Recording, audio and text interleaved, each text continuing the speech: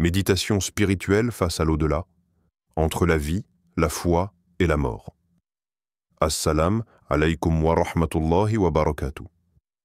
Que la paix, la miséricorde et les bénédictions d'Allah soient fondées sur vous.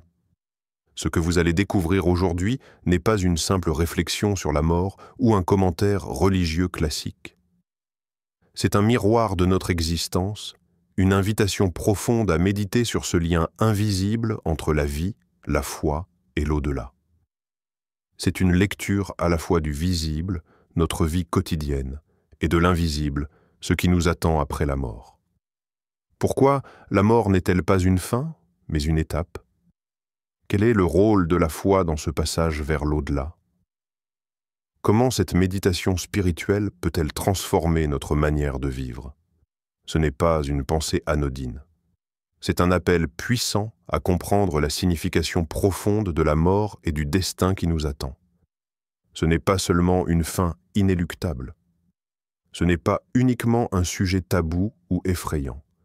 Ce n'est pas un moment à repousser ou ignorer. C'est une réalité qui façonne notre foi, nos actes, notre relation avec Dieu et notre regard sur la vie.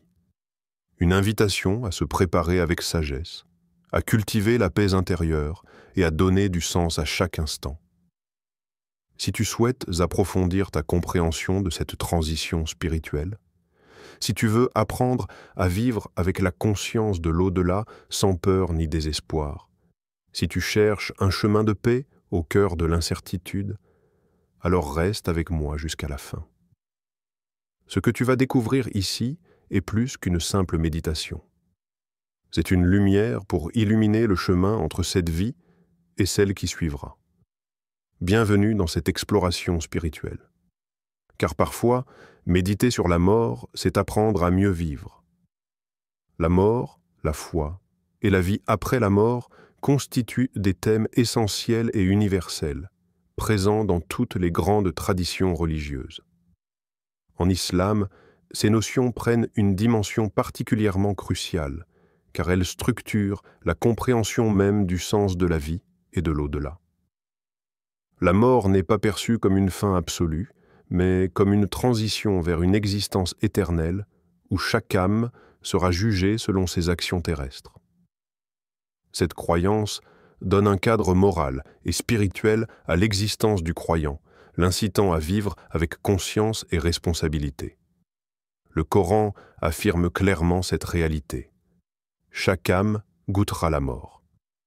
Puis c'est vers nous que vous serez ramenés. Sourate Al-Ankabut 29-57. Ce verset souligne l'inévitabilité de la mort et le retour inéluctable à Dieu, où chaque individu rendra compte de sa vie. Cette certitude engage le croyant dans une méditation profonde sur la nature éphémère de ce monde et sur l'importance de se préparer à l'au-delà. La méditation spirituelle face à la mort devient ainsi un exercice vital en islam. Elle permet de cultiver la conscience de la présence divine, d'affermir la foi et de purifier le cœur des attachements excessifs au monde matériel.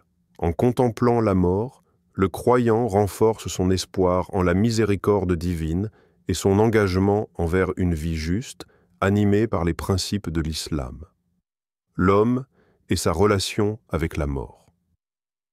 L'homme, en tant qu'être humain, entretient une relation complexe avec la mort. Naturellement, il éprouve une peur instinctive de cet ultime passage, lié à son attachement profond à la vie. Cet attachement se manifeste par un désir de survie, une volonté de préserver son existence et ses expériences. La peur de la mort naît souvent de l'inconnu qu'elle représente, de l'incertitude sur ce qui suit et de la séparation d'avec les êtres aimés. Pourtant, cette peur est aussi une occasion unique de réflexion et de prise de conscience spirituelle. Dans l'islam, la mort n'est pas un tabou, bien au contraire. Elle est un rappel constant, un élément central qui invite le croyant à méditer sur le sens véritable de la vie. Le Coran insiste sur cette réalité inéluctable, notamment dans ce verset « Toute âme goûtera la mort, puis c'est vers nous que vous serez ramenés » Sourate Al-Imran 385.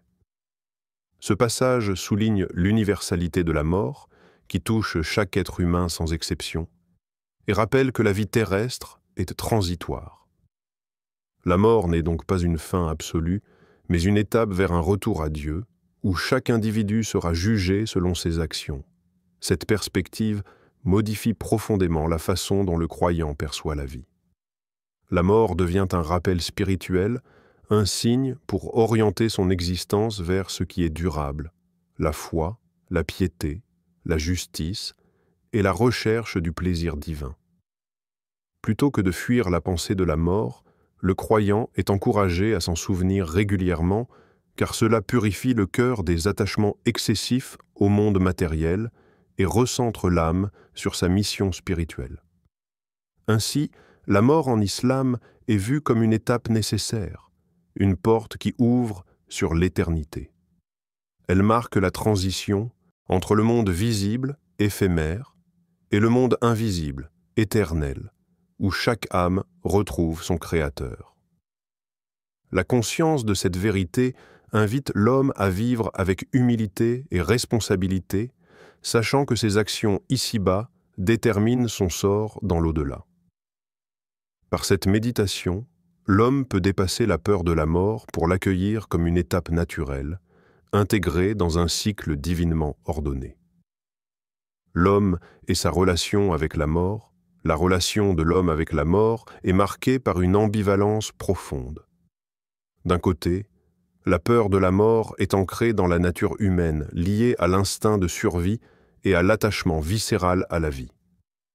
L'homme aime la vie, avec ses joies, ses expériences et ses relations, ce qui rend la perspective de la mort difficile à accepter. Cette peur est souvent alimentée par l'inconnu qui entoure la mort et le mystère de ce qui se passe après. Pourtant, cette peur, loin d'être seulement négative, pousse aussi l'homme à chercher un sens à son existence et à se questionner sur ce qui transcende la vie terrestre. Dans l'islam, la mort occupe une place centrale et fait partie intégrante de la spiritualité du croyant. Elle est envisagée non pas comme une fin définitive, mais comme une étape incontournable, une transition vers une réalité plus élevée. Le Coran rappelle cette vérité de façon solennelle. Toute âme goûtera la mort. Puis c'est vers nous que vous serez ramenés. Sourate Al-Imran 385. Ce verset souligne deux idées fondamentales. D'une part, la certitude universelle de la mort pour chaque être du statut humain, et d'autre part, le retour inévitable à Dieu qui jugera les actes de chacun. Cette double dimension invite à la réflexion et à la préparation. Ainsi, loin d'être un tabou ou un sujet effrayant dont on doit fuir la pensée, la mort est un rappel spirituel constant en islam. Elle appelle le croyant à une méditation régulière qui purifie le cœur, l'aide à relativiser les biens matériels et recentre son attention sur l'essentiel, sa relation avec Dieu et ses responsabilités morales. En se souvenant fréquemment de la mort, l'homme apprend à vivre pleinement, dans la conscience que la vie terrestre est temporaire, fragile, et qu'elle doit être utilisée à bon escient. La mort n'est donc pas une fin absolue, mais une étape sur le chemin de l'âme. Elle marque le passage vers l'au-delà, un monde où les récompenses ou les châtiments reflètent la vie menée ici-bas. Cette conception apaise la peur en donnant un sens à l'inévitable, transformant la mort en une porte ouverte sur une existence éternelle. Elle offre une perspective qui donne courage et espoir aux croyants, l'encourageant à mener une vie droite, éclairée par la foi et la confiance en la miséricorde divine. En résumé, la nature humaine confronte l'homme à la peur et à l'attachement à la vie, mais l'islam propose une vision transcendante où la mort est un rappel spirituel fondamental. Le croyant est invité à méditer sur cette vérité pour mieux orienter son existence, considérant la mort non comme une fin, mais comme une étape nécessaire et porteuse d'espérance. Le rôle du Coran dans la préparation spirituelle. Le Coran occupe une place centrale dans la vie spirituelle du musulman, servant non seulement de guide moral pour la vie terrestre, mais aussi de préparation essentielle à l'au-delà.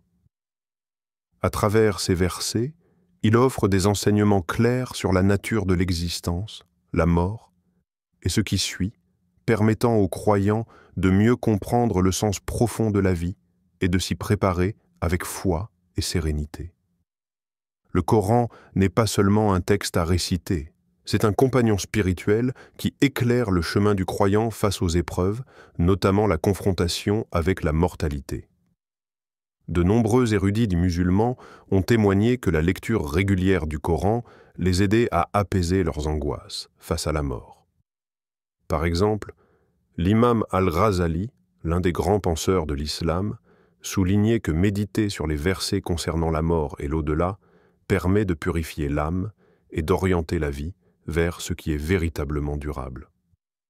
De même, des croyants ordinaires racontent que la récitation du Coran leur apporte une paix intérieure profonde, même dans les moments de grande souffrance ou de peur.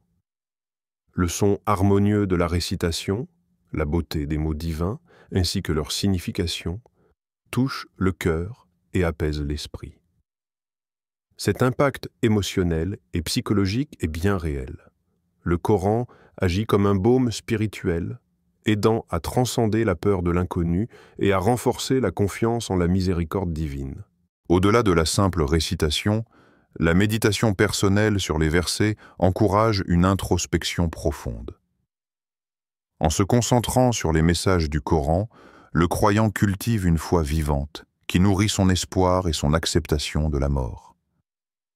Cette méditation crée un espace intérieur de calme et de sérénité, où la peur s'efface peu à peu, remplacée par une paix qui dépasse toute compréhension.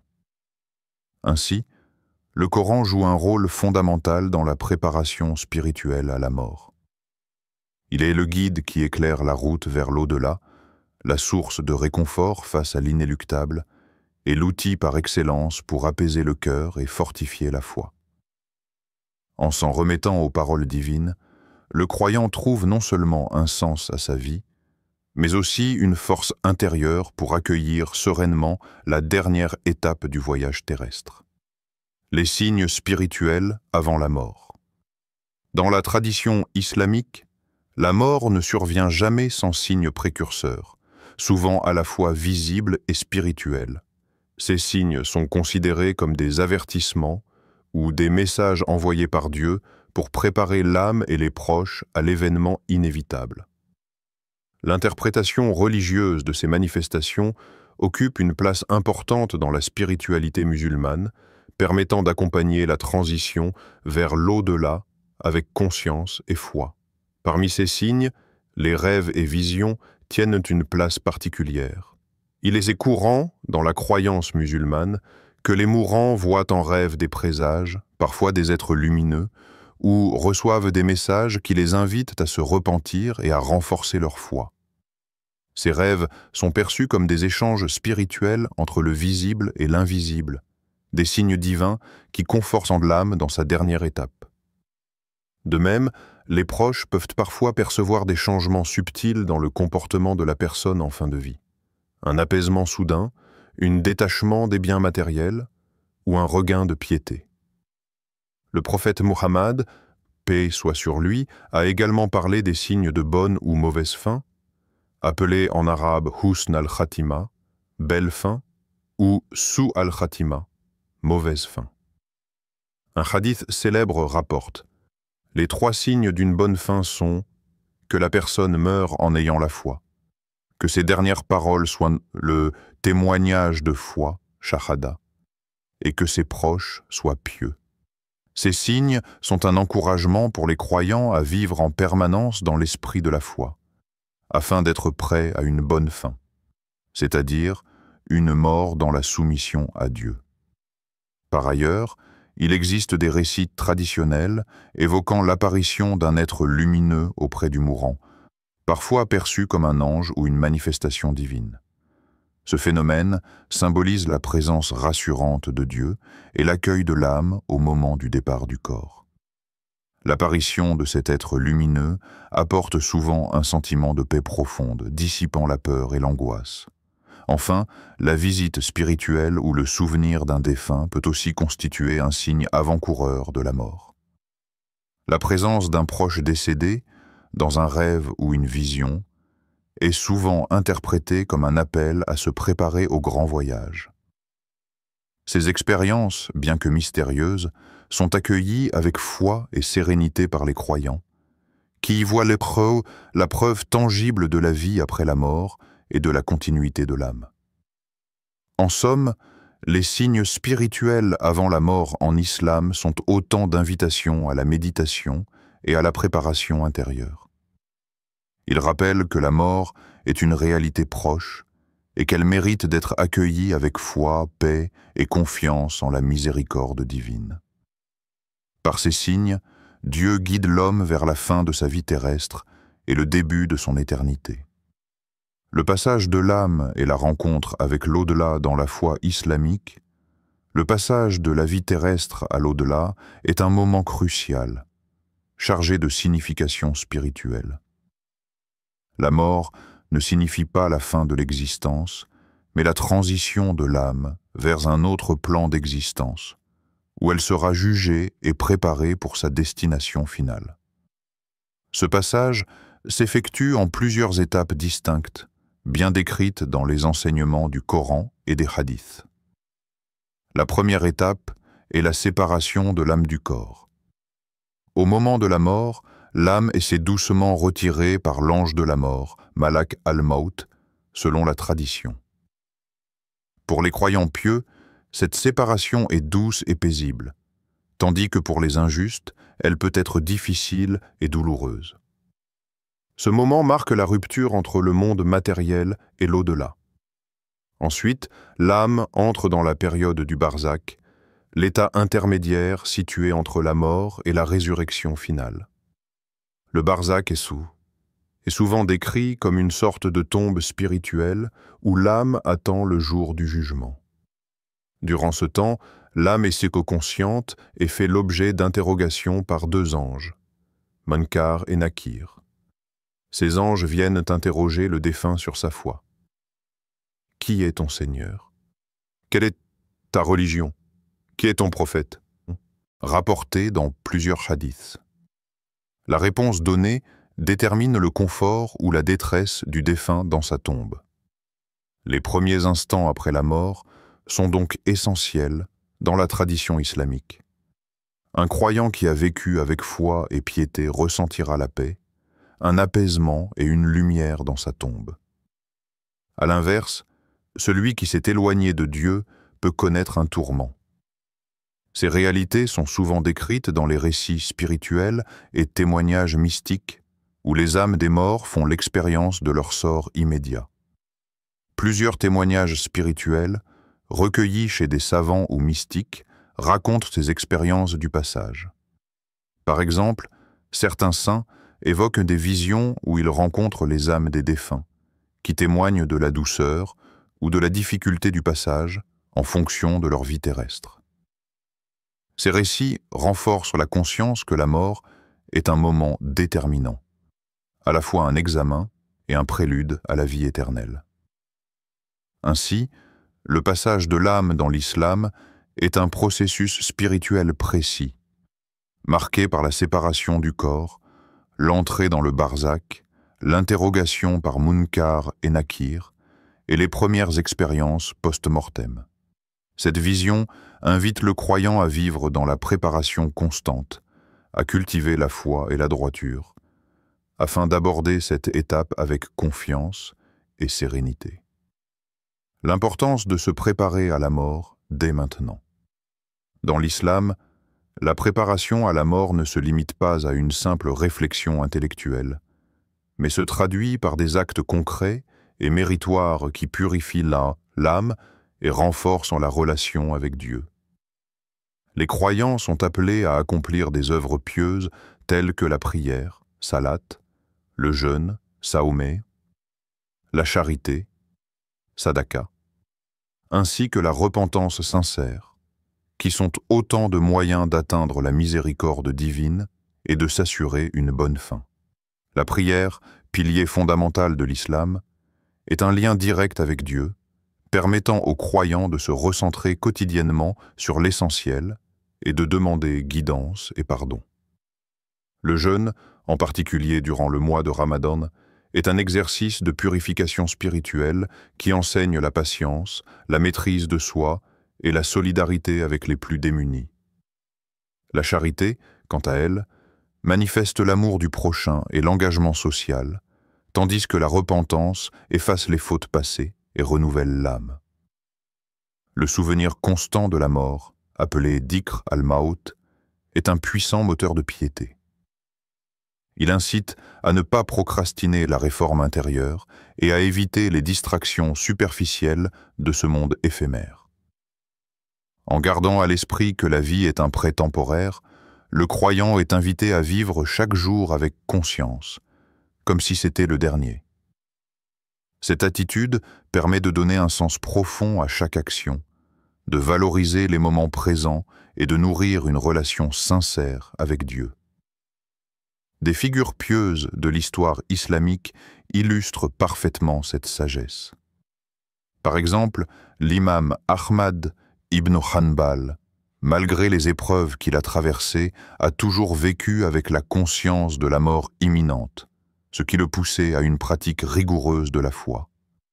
De même, le prophète Mohammed, paix soit sur lui, lui-même rappelait fréquemment l'importance de méditer sur la mort pour purifier le cœur et affermir la foi.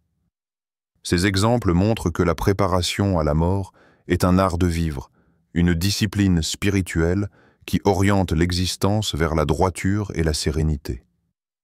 En cultivant cette conscience dès aujourd'hui, le croyant peut aborder la fin de sa vie avec confiance, dans l'espoir de la miséricorde divine et de la vie éternelle promise par Dieu. Conclusion, en appel à la méditation.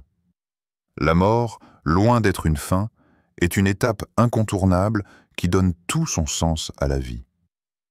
Nous avons vu combien la foi musulmane invite à méditer sur cette réalité, non pas pour susciter la peur, mais pour nous éveiller à la vérité profonde de notre existence. La conscience de la mort nous pousse à vivre avec responsabilité, à nous tourner vers Dieu et à préparer notre âme par des actes pieux et une sincère repentance. Le Coran nous rappelle que « toute âme goûtera la mort » Sourate Al-Imran 3:145. Un rappel solennel qui doit inciter chacun à s'interroger. Ai-je vraiment médité sur ma propre fin? Ai-je vécu chaque jour dans la lumière de cette certitude? La méditation sur la mort n'est pas une pensée morbide, mais une source de paix intérieure, une invitation à purifier notre cœur et à renforcer notre foi. À toi qui lis ces lignes, je t'invite à ne pas remettre à demain ce cheminement spirituel. Rapproche-toi de Dieu dès aujourd'hui, dans la prière, la méditation et la conscience de sa présence constante. Fais de la préparation à l'au-delà une priorité, afin que lorsque viendra ton heure, tu puisses accueillir cette étape avec sérénité et confiance. Pour clore, méditons ensemble ce verset apaisant. Et ne dites pas à propos de ceux qui sont tués dans le sentier de Dieu, ils sont morts. Au contraire, ils sont vivants, mais vous n'en avez pas conscience. Sourate Al-Baqarah 204. Que cette parole nous rappelle que la mort est un passage vers une vie plus réelle, et que notre foi est la lumière qui guide nos pas. Qu'Allah nous accorde la sagesse de méditer sur notre destinée, la force de nous préparer sincèrement et la paix au moment du départ. Amen. En définitive, méditer sur la mort n'est pas simplement un exercice intellectuel ni une pensée sombre à fuir. C'est un miroir tendu à notre existence, un appel à regarder autrement notre vie, notre foi et ce qui nous attend au-delà. La mort, loin d'être une fin, est une étape essentielle qui donne sens à tout ce que nous faisons ici-bas. Ce n'est pas juste une idée abstraite, c'est un message. Dans cette vie éphémère où tout change, où les épreuves se multiplient, chaque instant compte, chaque choix spirituel est un langage, Chaque préparation à l'au-delà devient une pierre posée sur le chemin vers l'éternité. La méditation spirituelle sur la mort est donc un acte d'ibada, une véritable adoration, qui élève l'âme, purifie le cœur et renforce la foi. C'est aussi un moyen de vivre pleinement, en conscience, en préparant ce passage inévitable avec sérénité et confiance en la miséricorde d'Allah. À toi qui médites sur ces paroles. Si tu souhaites approfondir ta relation avec Allah, si tu veux appréhender la vie avec la lumière de la foi, si tu cherches la paix intérieure face à l'inévitable, alors cultive dès aujourd'hui cette méditation. Fais-en une habitude, un refuge, un guide. Allahumma ahyina ala al-haq wa amitina alayh. Wajalna min man yufakkiruna bi basira wa ya'maluna bi ilm wa yansuruna al-haq wa ahla. Allahumma wahid sufuf ummatina warfa' sha'naha bayna al-umam. أطعمنا حكمة وارزقنا بصيرة واجعلنا من الصادقين. Amin. Ô Allah, fais-nous vivre dans la vérité et mourir en elle. Fais de nous ceux qui réfléchissent avec clairvoyance, qui agissent avec science, qui défendent la vérité et ses partisans. Ô Allah, unis les rangs de notre Ummah et élève sa dignité parmi les nations. Accorde-nous la sagesse, la lucidité, et fais de nous des véridiques. Amin. La méditation spirituelle sur la mort n'est pas une tâche réservée à quelques-uns, c'est un chemin pour tous, une lumière pour notre vie et notre au-delà. Approchons-la avec le cœur ouvert, l'esprit éveillé et la foi ancrée dans le Coran, dans